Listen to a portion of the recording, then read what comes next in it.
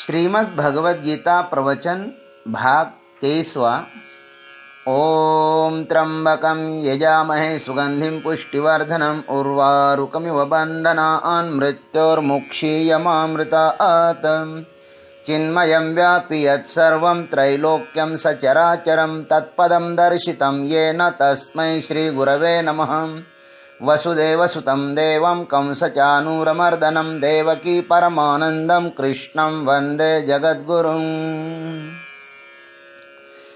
अब अर्जुन अपने सारथी श्री कृष्ण जी को युद्ध करने की इच्छा से आए हुए वीरों को देखने के लिए प्रार्थना करते हैं। अग्रिम 1.5 श्लोकों में अर्जुन उवाच सेनयोरुभयोर्मध्ये रथं स्थापयमेच्युत यावदेतान् निरीक्षेऽहं योद्धुकामानवस्थितान् कैर्मया सह योद्धव्यम् अस्मिन् रणसमुद्यमे। अर्जुन उवाच हे अच्युत यावत् अहं योद्धुकामान् अवस्थितान् एतान् निरीक्षे तावत् मे रथम उभयोः सेनयोः मध्ये स्थापय। अर्जुन बोले हे अच्युत, हे निर्विकारी कृष्ण, जब तक मैं युद्ध क्षेत्र में खड़े हुए इन युद्ध की इच्छा वालों को न देख लूं तब तक आप मेरे रथ को दोनों सेनाओं के बीच खड़ा कर दीजिए। अस्मिन् रणसमुद्यमे मया कैसह योद्धव्यम्, इस युद्ध रूप उद्योग से किन किन के साथ युद्ध करना है यह देखने की मेरी प्रबल इच्छा हो रही है। अब इस पर विस्तृत चर्चा करते हैं गुरु कृपा से। अर्जुन उवाच हे अच्युत, अर्जुन ने यहाँ पर भगवान को अच्युत कहा है। न च्युतः इति अच्युतः, जो अपनी स्थिति से कभी भी च्युत नहीं होता वह अच्युत है। जिसे देश काल वस्तु परिच्छिन्न नहीं कर सकते वह अच्युत है। अर्जुन मानो यह कहना चाहते हैं कि हे प्रभु, मैं जीव हूं इसलिए अपनी स्थिति से गिर सकता हूं, क्योंकि मैं संसार के साथ जुड़ा हुआ हूं ना, और संसार नश्वर है। अतः जो नश्वर के साथ जुड़ेगा वह तो गिरेगा ही। परमात्मा स्थिर है, वह कभी गिरता ही नहीं है। जीव अस्थिर है, अतः वह दिन में 100 बार गिरता है। गीता जी में अर्जुन ने श्री कृष्ण को 3 बार अच्युत नाम से संबोधित किया है।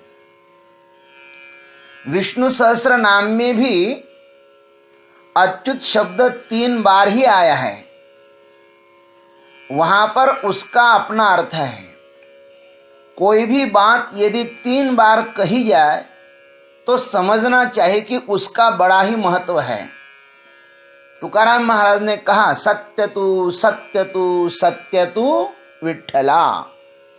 अथवा गोस्वामी जी ने भी एक बार कहा तरहीन बीनु से ये मम स्वामी राम नमामि नमामि नमामि जी, राम नमामि नमामि नमामि। 3 बार नमामि नमामि कहा यहाँ पे। वैसे यहाँ पर भी अच्युत शब्द 3 बार आया है।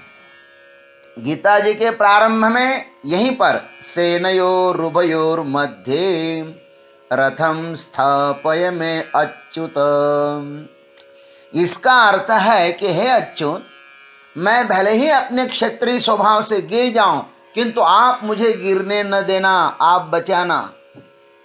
और अंत में कहा नष्टो मोह स्मृतिर्लब्धा त्वन् प्रसादान्मयाच्युत। इस वाक्य में अर्जुन भगवान को धन्यवाद देते हैं कि आपने मेरी रक्षा की प्रभु, और मुझे अधर्म की खाई में गिरने से बचाया। और मध्य में भी अर्जुन कहते हैं, इसलिए अच्युत शब्द से कहा एकोऽथ वाप्य अच्युत तत्समक्षम तत्क्षामये त्वामहम प्रमेयम। 11:42।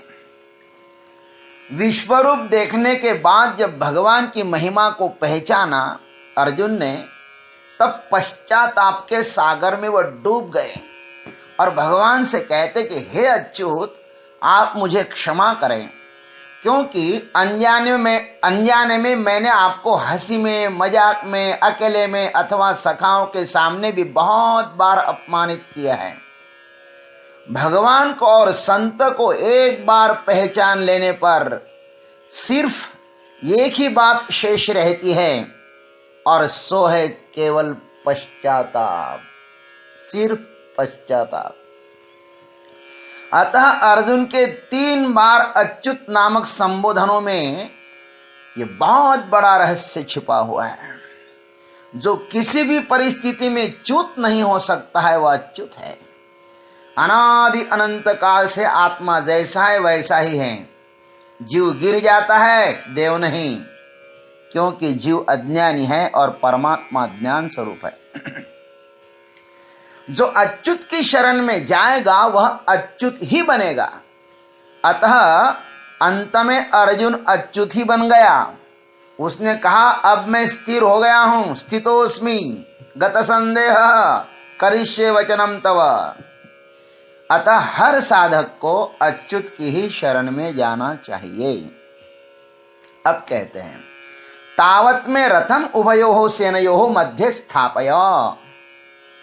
अर्जुन भगवान को आज्ञा देते हैं कि आप मेरा रथ दोनों सैन्यों के बीच खड़ा कर दीजिए। महाराज, हर साधक को भगवान से यही प्रार्थना करनी चाहिए कि मेरा जीवन रथ संसार एवं परमार्थ के बीच खड़ा कर दो, ताकि मैं देख सकूं कि मुझे क्या करना चाहिए। अपना रथ बीच में खड़ा करो, क्योंकि बीच में खड़ा रखकर ही निरीक्षण ठीक हो सकता है। दोनों के बीच खड़ा रहकर ही विवेक होगा। किसी एक के पक्ष में रहकर हम विवेक नहीं कर सकते। पक्ष में रहकर तो पक्षपात होने की ही अधिक संभावना होती है। विवेकवान साधक हमेशा सारासार का निरीक्षण करता है। परीक्ष लोकान कर्मचितान ब्राह्मण। संसार की परीक्षा किए बिना परमार्थ में पदार्पण नहीं हो सकता। संसार से वैराग्य का एकमात्र उपाय यही है कि या तो संसार को जानो या संसार को त्यागो। संसार को देख कर के अर्जुन के मन में त्याग की भावना तो जागी ही थी। फिर भगवान ने उसके त्याग को श्रेष्ठ त्याग क्यों नहीं कहा? इसका उत्तर यही होगा कि उसके मन में संसार त्याग की भावना नहीं जागी थी।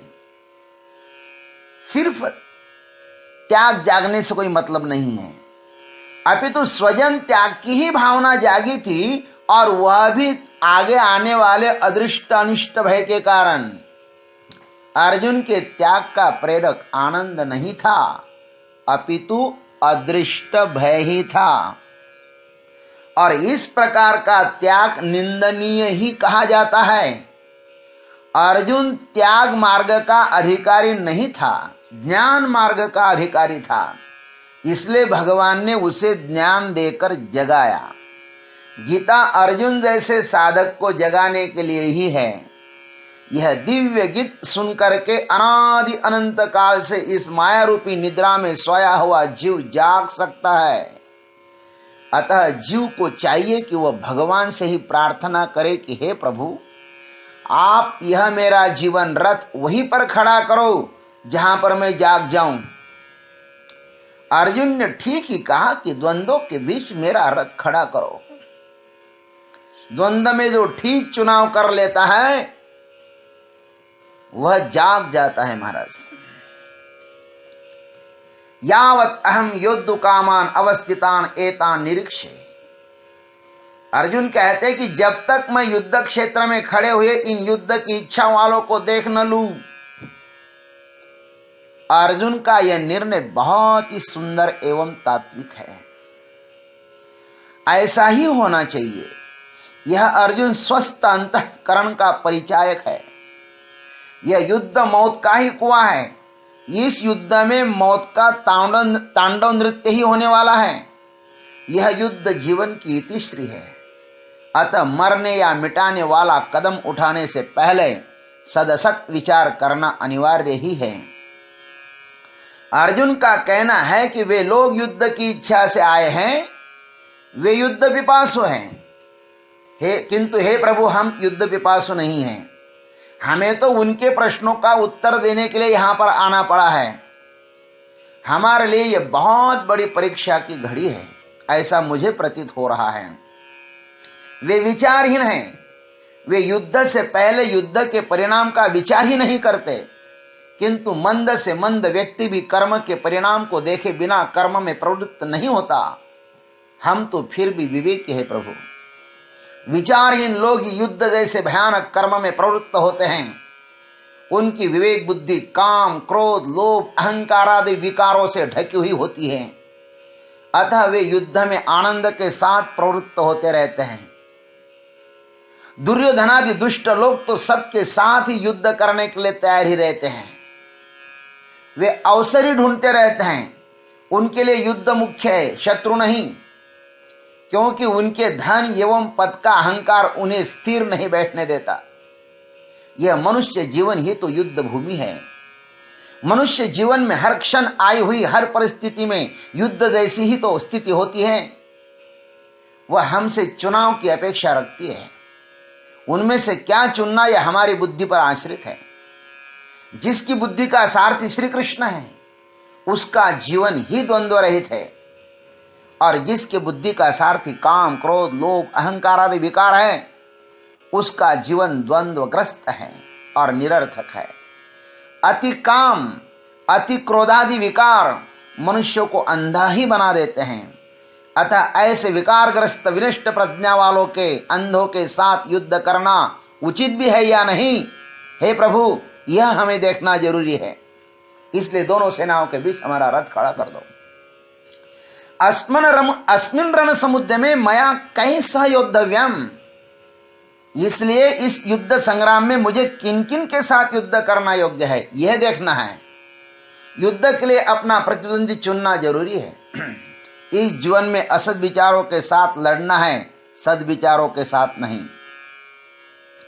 दुष्ट कौरव सद विचारों के साथ लड़ते हैं, इसलिए दीनहीन अवस्था में कट कट कर मर जाते हैं।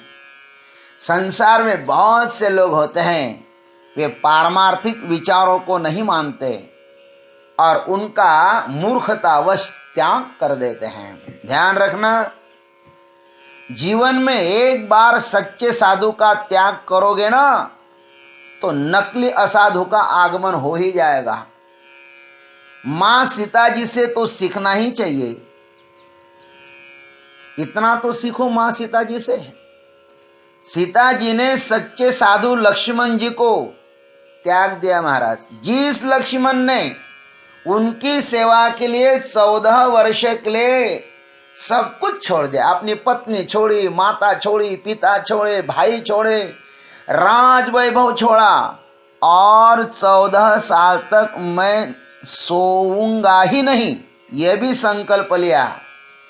इतना बड़ा त्याग जिस साधु ने सीता जी के लिए किया, सीता जी ने उनको दुर्वचन कहा महाराज। क्या बोली मां सीता? मर्म बचन जब सीता बोला, हरि प्रेरित लक्ष्मण मन डोला। गोस्वामी जी ने तो इतना ही लिखा, लेकिन वे मर्म वचन कौन से थे? एकनाथ महाराज जी ने उसे भावार्थ रामायण में स्पष्ट किया। क्या कहा? माझा अभिलाष धरुनी मनी, वनासी आलासी सेवक होऊनी, श्री राम राक्षसी वधिल्या वनी, मद निज पत्नी करू पाहासी, कि सन्मुख देखोनी रघुनाथा, मनसी जानकी जगन माता, कि वनी राम वधावया तत्वता, तुझ कैकई ने धाडिला। ये दुर्वचन थे। सीता जी के बोल लक्ष्मण जी को ऐसे लगे मानो किसी ने तप्त शस्त्र शरीर में घुसा दिया हो, अथवा मेरू पर्वत ही शरीर पर गिर गया हो। इतने दुखी हुए लक्ष्मण जी। और फिर उन्होंने बन दिस देव सौंपी सब काहू, चले जहां रावण ससुराहू। सीता जी को वन देवी को सौंप दिया और भगवान श्री राम के पास वे चले गए। शास्त्र और संत की रेखा मत पार करो। ज्ञान जाए तो जाने देना, किंतु वैराग्य को मत जाने दो। वैराग्य ढाल का काम करता है। सीता जी ने जब सच्चे साधु का त्याग किया तो उससे लेने के लिए नकली साधु रावण बाबा आ गया। फिर आगे क्या हुआ यह आप अच्छी तरह जानते ही हैं। आज इतना ही, शेष अग्रिम भाग में